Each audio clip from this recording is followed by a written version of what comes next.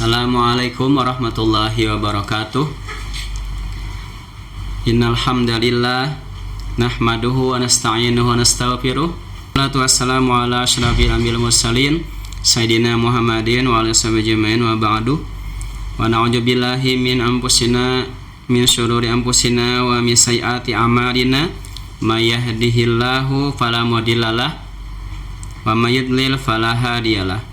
Asyhadu an la ilaha illallah wahdahu la syarikalah wa asyhadu anna Muhammadan abduhu wa rasuluh.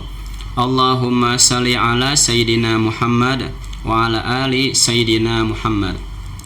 Qala Allah ta'ala fil kitabil mubin. A'udzu billahi minasyaitonir rajim. Bismillahirrahmanirrahim. Ya ayyuhalladzina amanu kutiba alaikumus syiyamu kama kutiba alal ladzina min qablikum la'allakum tattaqun. Shadaqallahul azim. Yang artinya, wahai orang-orang yang beriman, diwajibkan atas kamu berpuasa sebagaimana diwajibkan atas orang-orang sebelum kamu agar kamu bertakwa. Berpuasa di bulan Ramadan itu bukan hanya sekedar menahan hawa nafsu saja. Makna berpuasa adalah yaitu imsak, menahan dari hawa nafsu. Banyak orang berpuasa namun tidak mendapatkan pahala karena dia itu tidak menjaga hal-hal yang diharamkan dalam berpuasa. Hal ini terjadi karena orang tersebut kehilangan puasanya. Ada ulama mengatakan hakikat puasa adalah al-imsak, yaitu menahan diri dari berbagai hal-hal yang dapat membatalkan puasa dan hal-hal yang dapat menghilangkan pahala berpuasa. Banyak sekali orang berhasil melakukan puasa dengan menahan diri dari berbagai hal-hal yang dapat membatalkan puasa, namun mereka tidak berhasil mendapatkan pahala berpuasa. Rasulullah SAW bersabda, betapa banyak orang-orang yang berpuasa tidak mendapatkan pahala kecuali lapar dan dahaga. Lantas, apa saja hal-hal tersebut yang dapat menghilangkan pahala berpuasa? Di sini ada beberapa yang ingin disampaikan. Hal-hal yang dapat menghilangkan pahala berpuasa itu diantaranya: 1. Berdusta. Berdusta atau menyampaikan informasi yang tidak sesuai dengan fakta. Sekali dusta maka akan membuka pintu dusta-dusta yang lainnya. Oleh karena itu, pertahankan lisan Anda. Yang kedua, ghibah. Ghibah ialah membicarakan keaiban atau kejelekan orang lain. Allah Subhanahu wa taala berfirman yang artinya, wahai orang-orang yang beriman, jauhilah dari banyak berprasangka. Sesungguhnya sebahagian berprasangka itu adalah dosa. Dan janganlah kamu mencari-cari kesalahan orang lain, dan jangan pula ada di antara kamu yang suka menggunjing antara yang lain. Quran Surah Al-Hujurat ayat 12. Dan dari ayat ini dapat simpulkan bahwa ghibah, membicarakan keaiban orang lain atau aib orang lain, sama saja dengan memakan daging bangkai saudaranya sendiri. Rasulullah SAW bersabda, ghibah itu lebih berat dari zina. Lalu ada seorang sahabat yang bertanya, bagaimana bisa wahai Rasulullah ghibah itu lebih berat daripada zina? Lalu Rasulullah SAW menjelaskan, seandainya ada seorang yang melakukan zina lalu dia bertaubat, maka Allah akan langsung menerima taubatnya itu. Sedangkan perilaku ghibah tidak akan diampuni sampai dia dimaafkan oleh orang yang digibahnya. Hadis riwayat Tabrani. Jadi dapat simpulkan bahwa dosa ghibah itu lebih berat daripada dosa zina. Jika dosa zina kita harus meminta ampun kepada Allah Subhanahu wa taala, sedangkan dosa ghibah kita harus meminta ampun kepada orang yang kita ghibahkan tersebut. Ketiga, fitnah. Fitnah merupakan kebohongan besar yang dapat merugikan orang lain. Fitnah juga termasuk ke dalam dosa besar yang tidak diampuni oleh Allah Subhanahu wa taala. Karena itulah Islam melarang umatnya untuk memfitnah, karena akan sangat merugikan orang lain jika dilihat dari bahayanya fitnah itu sendiri. Keempat, memandang dengan syahwat. Makna puasa adalah menahan hawa nafsu, termasuk menahan pandangan mata dengan syahwat. Untuk itu, jaga mata kita agar tidak tergerak kepada syahwat. Kelima, sumpah palsu. Para ulama bersepakat bahwa sumpah palsu itu hukumnya haram dan merupakan dosa besar, sebagaimana yang telah dijelaskan dalam sebuah hadis yang mana Rasulullah SAW memasukkan sumpah palsu ke dalam kategori dosa besar yang mengiringi syirik. Dalam berpuasa ini ada memiliki 3 tingkatan, sebagaimana yang telah disebutkan oleh ulama. Pertama, tingkatannya yaitu puasa umum, dan yang kedua tingkatan puasa orang yang soleh, dan yang ketiga yaitu tingkatan yang tertinggi, tingkatan puasa orang-orang yang menjadi wali-wali Allah Subhanahu wa taala, yaitu orang-orang yang dekat dengan Allah Subhanahu wa taala. Puasa umum atau orang awam kebanyakannya itu hanya berpuasa menahan dari makan dan haus dan juga menahan kemaluannya, sedangkan anggota-anggota batang tubuhnya tidak dijaganya agar tidak melakukan hal-hal yang dapat menghilangkan pahala puasa. Sedangkan puasa orang-orang yang soleh, yaitu di siang hari puasa dia itu menjaga diri dari menahan makan dan minum, dan ditambahnya menjaga anggota-anggota badan tersebut agar tidak melakukan hal-hal yang dapat menghilangkan pahala berpuasa. Dan yang ketiga, tingkatan yang tertinggi, yaitu puasa orang-orang yang dekat dengan Allah Subhanahu wa taala, termasuk para wali Allah Subhanahu wa taala, para nabi dan rasul. Yaitu puasanya itu di samping menahan makan dan minum dan menjaga segala anggota tubuhnya tidak melakukan dosa, dan ditambahnya lagi dengan puasa hati, agar hatinya itu selalu ingat kepada Allah Subhanahu wa taala. Ya, kiranya itu saja yang ingin saya sampaikan. Harapan dan doa saya semoga saudaraku seiman seagama khususnya dari yang dapat menonton video ini selalu diberikan Allah Subhanahu wa taala kesehatan, dilapangkan rezekinya, diampuni dosa-dosanya, dan dipanjangkan umurnya dalam berbuat amal kebaikan, amal soleh, ketaatan dan ketakwaan kepada Allah Subhanahu wa taala. Amin amin ya rabbal alamin. Assalamualaikum warahmatullahi wabarakatuh.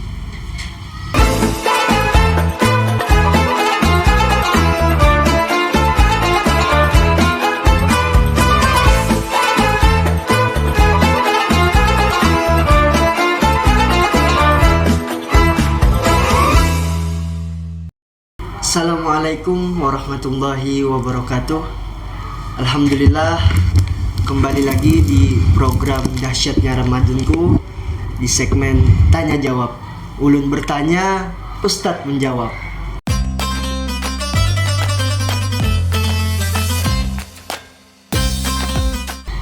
Alhamdulillah, penonton Alhamid Channel, tadi sudah dijelaskan tentang hal-hal apa saja yang menghilangkan pahala puasa. Yang pertama tadi yaitu berdusta, terus yang kedua gibah, yang ketiga tadi fitnah, terus yang keempat memandang dengan syahwat, terus yang terakhir yaitu sumpah palsu. Jadi di sini ulun sudah merangkum beberapa pertanyaan baik di sosial media ataupun secara langsung. Assalamualaikum Ustadz. Waalaikumsalam warahmatullahi wabarakatuh. Tadi Pian sudah menjelaskan tentang apa saja hal-hal yang dapat menghilangkan pahala puasa itu. Ya. Ini tadi ada 4 pertanyaan yang sudah ulun rangkum di sosial media ataupun secara langsung nih. Ya. Jadi langsung ulun bacakan aja nih. Ya, siap. Yang pertama pertanyaannya yaitu anggota apa saja yang perlu kita jaga dalam berpuasa ini Ustadz, agar pahala puasa kita tidak hilang ini. Oh, ya. Itu yang pertama. Silakan Ustadz. Bismillahirrahmanirrahim. Alhamdulillahil alamin. Allahumma shalli wa sallim ala sayyidina Muhammadin wa ala sahbihi jamin wa ba'du. Untuk pertanyaan dari sang penanya tadi, yaitu tentang anggota apa saja yang perlu dijaga dalam berpuasa agar puasa kita tidak hilang pahalanya. Ini anggotanya itu yaitu anggota yang ada pada tubuh kita. Pertama yaitu mata. Mata ini perlu kita jaga jangan sampai memandang kepada hal-hal yang dilarang, seperti memandang aurat, baik auratnya secara langsung atau melihat dari televisi. Itu perlu dijaga pandangan mata kita ini, karena kalau mata kita ini kita melihat dengan hal yang seperti itu dapat menghilangkan pahala berpuasa. Ya. Dan yang kedua yaitu mulut. Mulut perlu kita jaga dalam berpuasa, jangan sampai melakukan dusta meskipun sedikit, ataupun berdosanya hanya segi canda-canda saja membuat orang tertawa. Nah, ini adalah hal-hal yang dapat menghilangkan pahala puasa juga dalam berdusta itu. Karena sekali dusta itu dapat membuka pintu dusta-dusta yang lainnya. Kemudian pendengaran.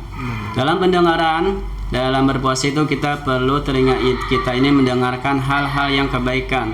Misalnya mendengarkan ceramah agama, mendengarkan bacaan Al-Quran, mendengarkan zikir atau selawat, yang mana telinga kita tadi kita gunakan agar tidak mendengar kepada hal-hal yang diharamkan, seperti mendengarkan gosip atau gibah atau hal-hal yang dapat menghilangkan pahala puasa tersebut.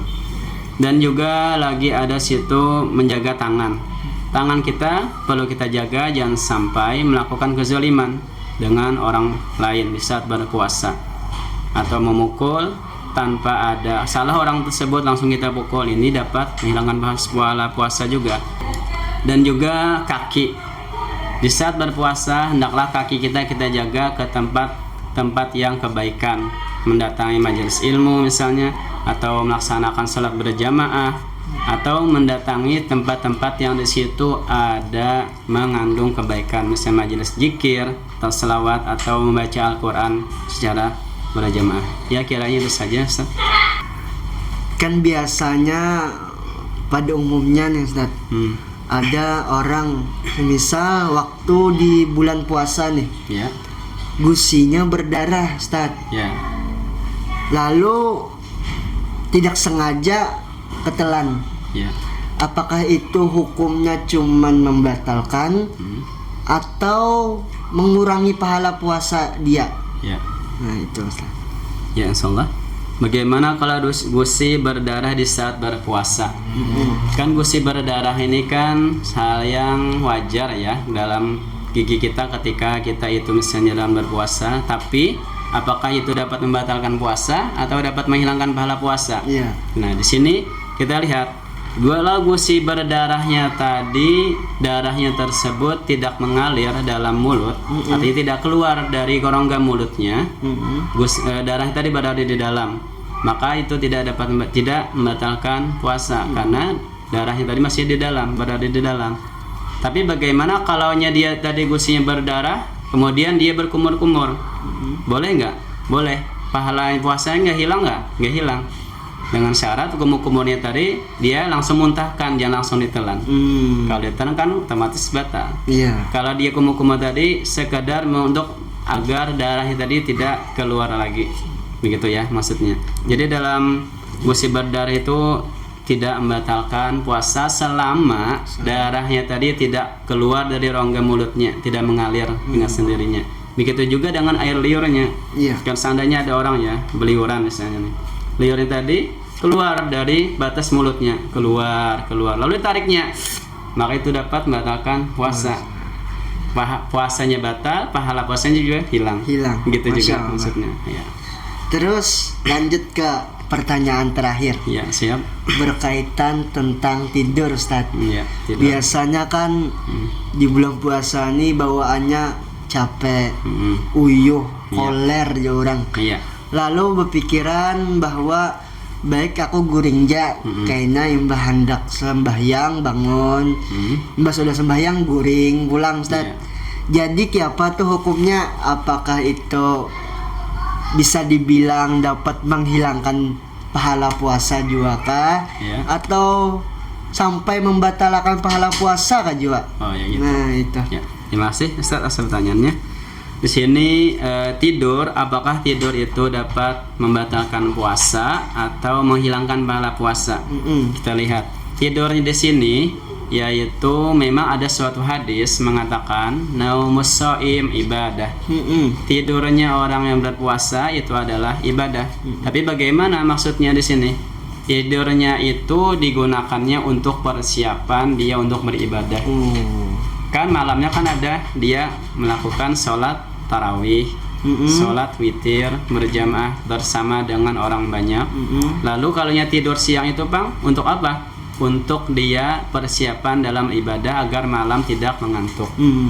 Nah, jadi dalam tidur itu tidak membatalkan pahala puasa selama tidurnya tadi dia tahu yang mana waktunya sholat dia bangun. Jangan sampai tidur sepanjang hari, sholat zuhur nggak dikerjakan, sholat asar tidak dikerjakan, lalu dia bangun apa?